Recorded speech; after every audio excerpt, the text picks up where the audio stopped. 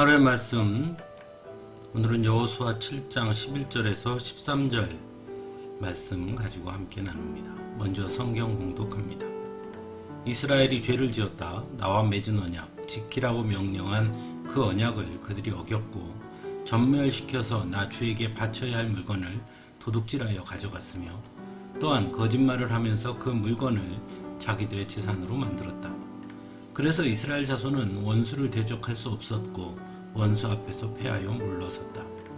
그들이 자청하여 저주를 불러들여서 그들 스스로가 전멸시켜야 할 물건이 되었기 때문이다. 너희들 가운데에서 전멸시켜 나 주에게 바쳐야 할 물건을 없애지 아니하면 내가 다시는 너희와 함께 있지 않겠다. 일어나서 백성을 성결하게 하여라. 너는 그들에게 말하여라. 너희는 스스로 성결하게 하여 내일을 맞이할 준비를 하여라. 주 이스라엘의 하나님께서 이렇게 말씀하신다. 이스라엘아, 너희 가운데 전멸시켜서 주님께 바쳐야 할 물건이 있다. 그것을 너희 가운데서 제거하기 전에는 너희 원수를 너희가 대적할 수 없다. 아멘. 여리고 성의 전투에서 승리했던 이스라엘이 여리고 성보다 훨씬 적은 아이 성과의 전투에서는 패배하게 됩니다. 여호수아 역시도 아이 성과의 전투에서 패배의 결과를 쉽게 받아들이지 못합니다. 어쩌면 패배한 이유를 몰랐기 때문에 더욱 그러했을 것입니다. 왜냐하면 여호수아는 아이성과의 전투를 앞두고도 여리고성 전투에서처럼 아이성에 정탐꾼을 보내서 정보를 수집하는 등 최선의 준비를 했기 때문입니다. 그럼에도 불구하고 아이성과의 전투에서는 패배했으니 아마 더욱 받아들이기 힘들었을 것입니다.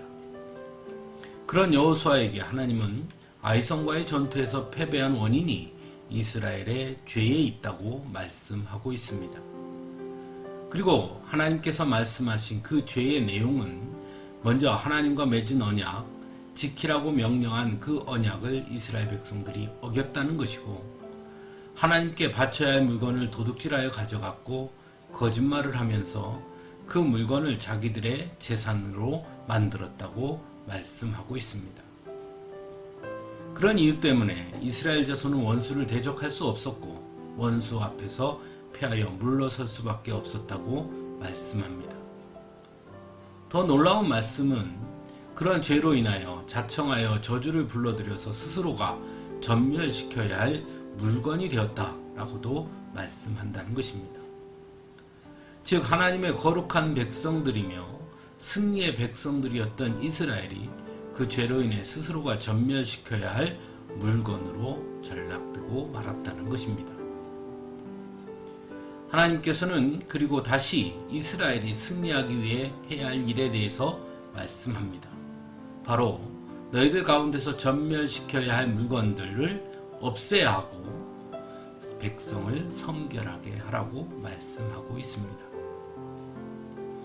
사랑하는 성도 여러분, 때로 승리보다 패배에서 배우는 것이 더 많다고 말하기도 합니다. 그런 의미에서 여리고 성과의 전투에서의 승리보다 패배한 아이 성과의 전투를 통해 우리는 더 많은 것을 배우게 됩니다.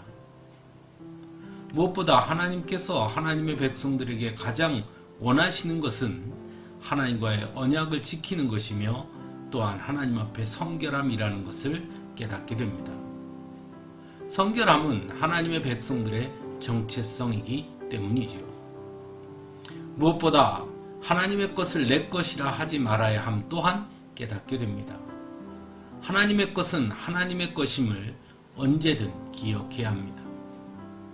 하지만 우리들도 때로 하나님의 것을 내 것이라 여길 때가 있음을 고백하게 됩니다. 하나님께서 우리에게 허락해 주신 자녀임에도 내 자녀라 생각하고 하나님께서 주신 생명인데도 내 생명이라고 생각할 때가 많이 있지요. 하지만 분명한 것은 나의 모든 것은 하나님의 것이라는 것이죠. 그래서 우리가 하나님께 드릴 것은 그래서 감사하고 그래서 순종밖에 없는 것이죠. 성도는 나의 모든 것이 하나님의 것임을 고백하는 자들이기 때문입니다. 함께 기도하겠습니다.